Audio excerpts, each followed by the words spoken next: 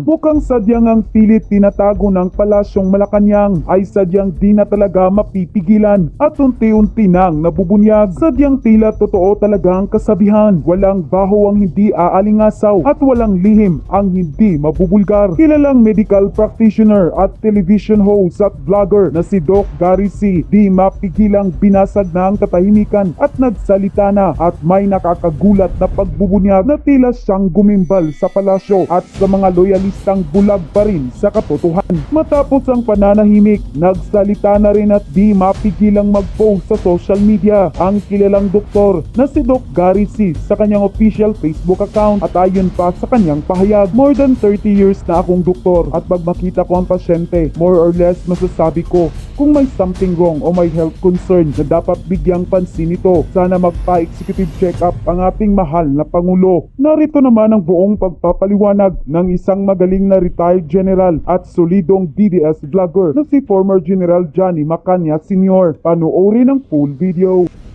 Post ng isang sikat na doktor, si Dr. Gary C. Gabay sa Kalusugan, ang kanyang Facebook page. Ako palagi kong pinapanood ito, yung kanyang YouTube channel. Very informative, madaling maintindihan ang kanyang paliwanag. Kaparehas siya ni Doc William. Ito, may nakakabahala nga post ni Dr. Gary C. tungkol sa kalusugan ng Pangulong Marcos Jr. Hindi nakikisawsaw sa politika ito, medical doctor eh. Kaya lang, may napansin siya sa itsura ng Pangulo. So, basahin ko ang kanyang post. I have been a doctor for more than 30 years. And when I see the patient, more or less, I can tell if there is something wrong or there is health concern that should be given attention to. I hope our dear President will have an executive check-up. So, pinost ni Dr. C, yan po ang itsura ng Pangulo. That was yesterday, March 28. So, reading on the comments, sabi ni Dr. C, hindi po edited or fake photo yan. Ito po yung video just today, kahapon. Hinihingal, manas ang mukha, may skin discoloration and teary eyes. March 28, 2025. So, balik natin ang... hindi ko na... yan na lang, oh. Yan, oh. Doktor siya, eh. 30 years. Ako naman, more on agriculture ako. Pag nakita ko ang isang tanim, itsura pa lang, alam ko na kung anong kalagayan ng tanim. Saging ba yan? Prutas ba yan?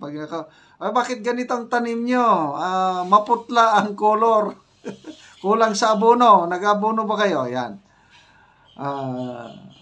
So ito, doktor, nakita niya, parang hindi maganda ang itsura ng Pangulo. Sabi niya, I hope magkaroon siya ng executive check-up.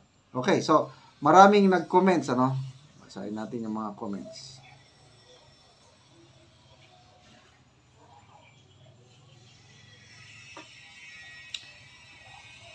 Lisel Natividad.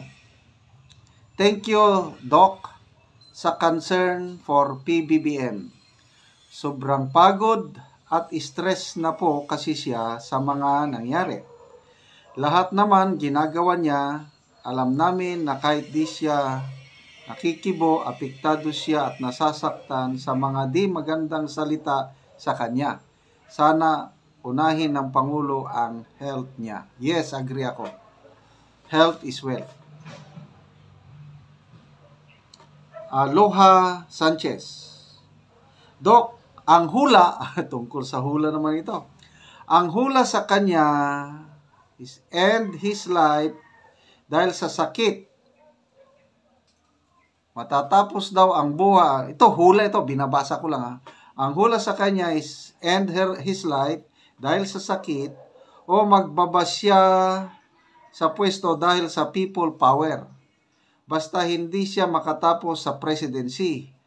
6 na manghuhula na iba't ibang lahi ang nagtarot. I am not praying bad, but if ganito na lang ang presidente natin, sana si God na lang mag-decide to peaceful our country. Amen. Sabi ni sino ni Forio, yes, Doc, napanood ko yan. Hinihingal nga siya at manas, saka iba ang kulay ng muka. Ako hindi ko nakapanood yung activity ng presidente kapon. Gloria de la Cruz Ronquillo, na-stress na siya sa dami ng problema sa bansa. Sabi ni Doc, paalala lang, friends, please do not wish ill on others. Let's all have sense of compassion and empathy no matter how bad you perceive a person. Correct. Masama yung mag-ano ka ng kapwa mo. Pag-usapan natin yung pahayag ng isang sikat na doktor, si Dr. Gary C. Pinapanood ko palagi ito, yung kanyang YouTube channel. Magagandang turo niya tungkol sa kalusugan. 2 days ago, meron siyang post. Sabi niya, yung napansin niya yung pagsasalita ng Pangulong Marcos habang may bisita sa Malacanang. Parinig ko mamaya. Sabi niya, I have been a doctor for more than 30 years. And when I see the patient, more or less, I can tell if there is something wrong or there is health concern that should be given attention to. I hope our dear President will have an executive check-up. Iparinig ko mamaya yung pagsasalita ng Pangulo na napansin ni Dr. Garisi na hinihingal. Sabi pa ni Dr. C, hindi po edited. Sabi niya, ito yung picture. Ayan o, manas ang muka. Hindi po edited o fake po ito yan. Ito po yung video just today. Hinihingal, manas ang muka, may skin discoloration, and teary eyes. Bad physical sign. That was March 28. So, pakinggan natin ang Pangulo. Pansinin niyo yung paghinga. Has become. Your visit to the region, and especially the fact that you have come to the Philippines as your first stop, is a very strong indication and sends a very strong message of the commitment of both our countries to continue to work together to maintain the peace in the Indo-Pacific region within the South China Sea.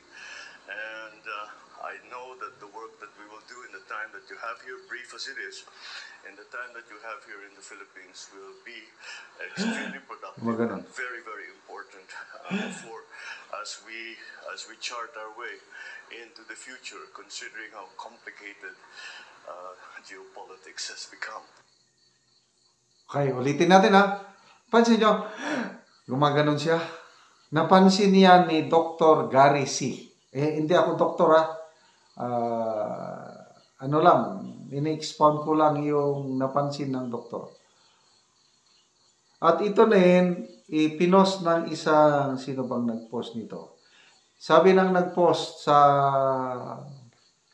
Facebook reel na ito, napansin nyo ba, hinihingal si BBM habang nagsasalita at parang kulang sa tulog. Sabi naman ito sa Facebook reel na ito. Ulitin natin. Your visit to the region, and especially the fact that you have come to the Philippines as your first stop, is a very strong indication and sends a very strong message of the commitment of both our countries to continue to work together to maintain the peace in the Indo-Pacific region within the South China Sea.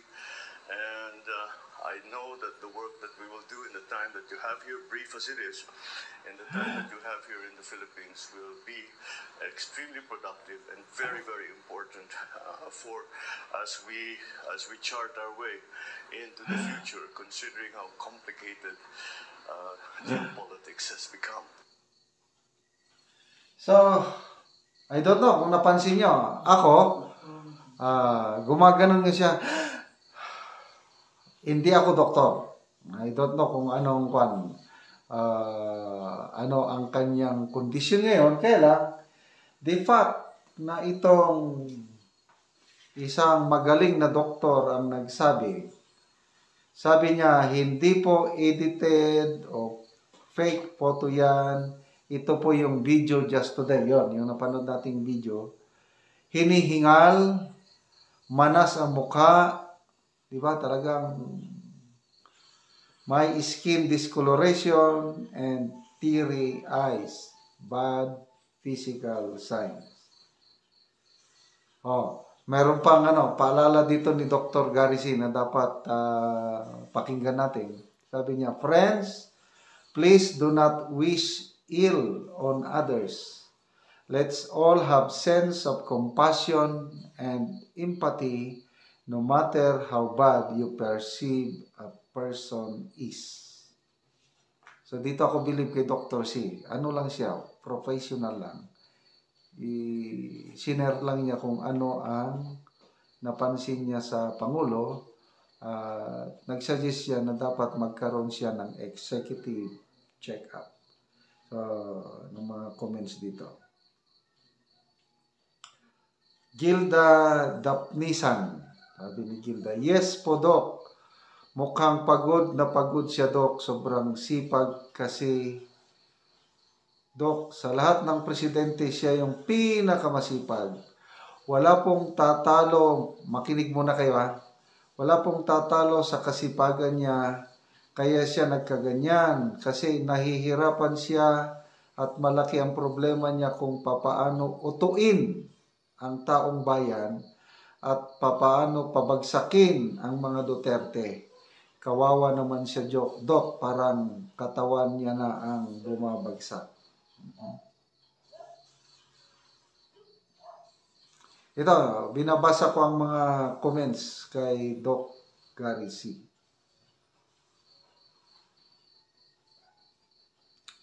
Na Ed Jamili Fernandez.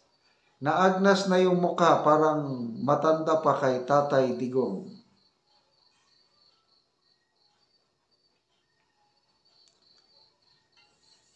Anods Banate. Stress na yan, ginulo ang Pilipinas. Ivona Carcedo Mausisa. Posible kidney issues, I guess. Same look with my mom with CKD. Kidney disease. Chronic kidney disease. Elena Orerapse. BBM nyo, pagod na. Abet Cabales. Ang puso at isipan ni BBM puno ng inggit, stress, na walang peace of mind.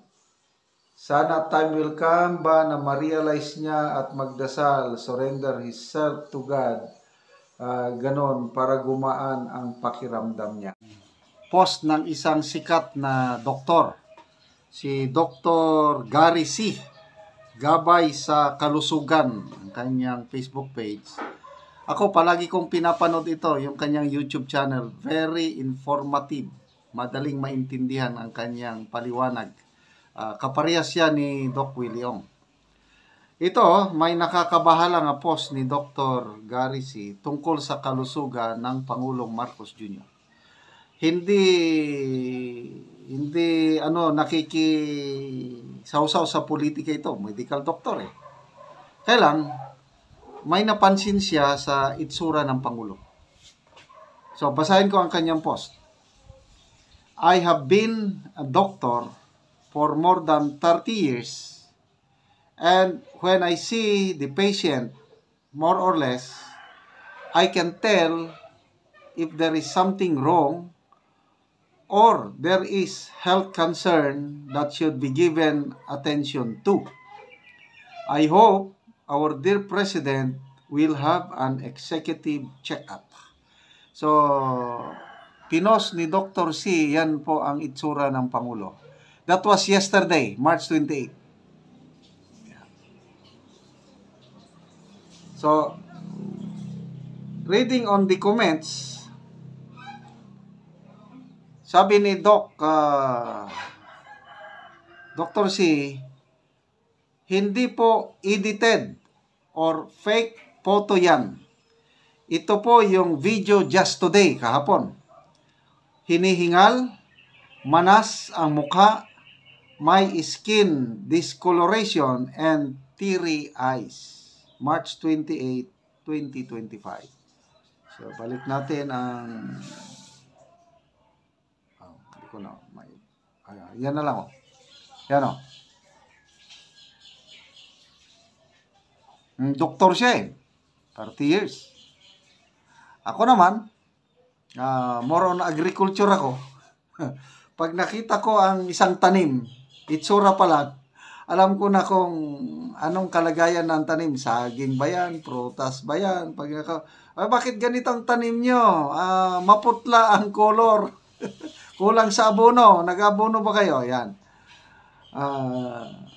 So ito, doktor, nakita niya, parang hindi maganda ang itsura ng Pangulo. Sabi niya, I hope magkaroon siya ng executive check-up. Okay, so maraming nag-comments, ano? Basahin natin yung mga comments.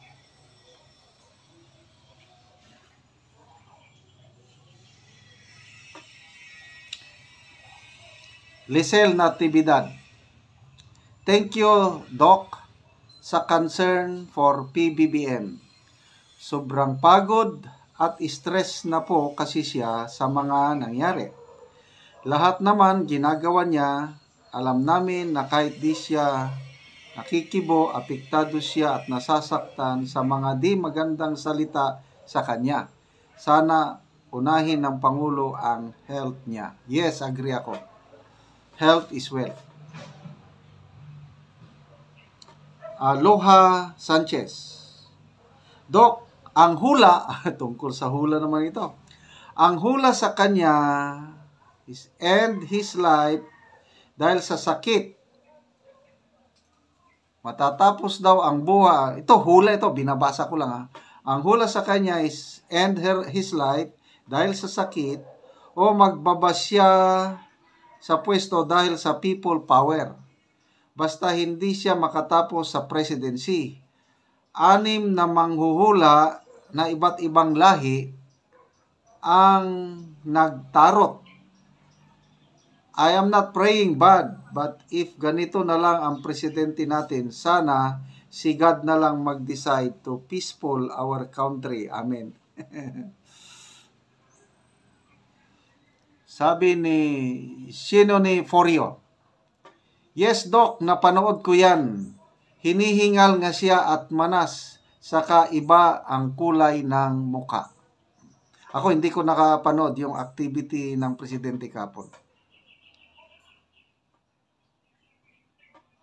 Gloria de la Cruz Ronquillo, na-stress na siya sa dami ng problema sa bansa. Sabi ni Doc, paalala lang, friends, please do not wish ill on others. Let's all have sense of compassion and empathy no matter how bad you perceive a person. Correct. Masama yung mag-ano ka ng kapwa mo. Pag-usapan natin yung pahayag ng isang sikat na doktor, si Dr. Gary C. Pinapanood ko palagi ito, yung kanyang YouTube channel. Magagandang turo niya tungkol sa kalusugan. 2 days ago, meron siyang post, sabi niya, yung napansin niya yung pagsasalita ng Pangulong Marcos habang may bisita sa Malacanang. Parinig ko mamaya. Sabi niya, I have been a doctor for more than 30 years. And when I see the patient, more or less, I can tell if there is something wrong or there is health concern that should be given attention to. I hope our dear President will have an executive check-up. Iparinig ko mamaya yung pagsasalita ng Pangulo na napansin ni Dr. Garisi na hinihingal. Sabi pa ni Dr. C, hindi po edited. Sabi niya, ito yung picture. Ayan o. Manas ang muka. Hindi po edited o fake photo yan. Ito po yung video just today. Hinihingal, manas ang mukha, may skin discoloration, and teary eyes. Bad physical sign. That was March 28. So, pakinggan natin ang Pangulo. Pansinin niyo yung paghinga. Has become. Your visit to the region, and especially the fact that you have come to the Philippines as your first stop, is a very strong indication, and sends a very strong message of the commitment of both our countries to continue to work together to maintain the peace in the Indo-Pacific region within the South China Sea. And I know that the work that we will do in the time that you have here, brief as it is, in the time that you have here in the Philippines will be extremely productive and very, very important for as we chart our way into the future, considering how complicated geopolitics has become. Okay, ulitin natin ha. Pansin nyo, gumaganon siya. Napansin niya ni Dr. Gary C. Hindi ako doktor ha. Ano lang, ini-expound ko lang yung napansin ng doktor. At ito rin, ipinost ng isang, sino bang nag-post nito? Sabi ng nag-post sa Facebook reel na ito, napansin nyo ba, hinihingal si BBM habang nagsasalita at parang kulang sa tulog. Sabi naman nito sa Facebook reel na ito. Ulitin natin. Your visit to the region, and especially the fact that you have come to the Philippines as your first stop, is a very strong indication, and sends a very strong message of the commitment of both our countries to continue to work together to maintain the peace in the Indo-Pacific region within the South China Sea. And I know that the work that we will do in the time that you have here, brief as it is, in the time that you have here in the Philippines will be extremely productive and very, very important for as we chart our way into the future, considering how complicated geopolitics has become. So, I don't know kung napansin nyo. Ako, gumaganon nga siya. Hindi ako doktor. I don't know kung ano ang kanyang kondisyon ngayon. Kaya lang, the fact na itong isang magaling na doktor ang nagsabi, sabi niya, hindi po edited o fake photo yan. Ito po yung video just today. Yon, yung napanood nating video. Hinihingal, manas ang mukha, diba? Talagang may skin discoloration and teary eyes. Bad physical signs. Meron pang paalala dito ni Dr. Garisi na dapat pakinggan natin. Sabi niya, friends, please do not wish ill on others. Let's all have sense of compassion and empathy no matter how bad you perceive a person is. So dito ako believe kay Dr. C. Ano lang siya, professional lang. I-share lang niya kung ano ang napansin niya sa Pangulo, nagsuggest siya na dapat magkaroon siya ng executive check-up. So, ng mga comments dito. Gilda Dapnisan, sabi ni Gilda, yes po Doc, mukhang pagod na pagod siya Doc, sobrang sipag kasi Doc, sa lahat ng presidente siya yung pinakamasipag. Wala pong tatalo, makinig muna kayo ha, wala pong tatalo sa kasipagan niya, kaya siya nagkaganyan kasi nahihirapan siya at malaki ang problema niya kung papaano utuin ang taong bayan at papaano pabagsakin ang mga Duterte. Kawawa naman siya, Doc, parang katawan niya na ang bumabagsak. Ito, binabasa ko ang mga comments kay Doc Gary C.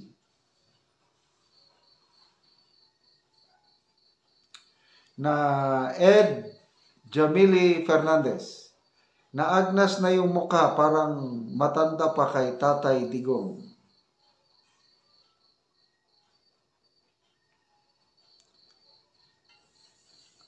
Anods Banate, stress na yan, ginulo ang Pilipinas. Ivona Carcedo Mausisa, posible kidney issues, I guess. Same look with my mom with CKD, kidney disease, chronic kidney disease. Elena Orerapse, BBM nyo pagod na. Abet Cabales, ang puso at isipan ni BBM puno ng inggit, stress, na walang peace of mind. Sana time will come ba na ma-realize niya at magdasal, surrender himself to God, ganon para gumaan ang pakiramdam niya.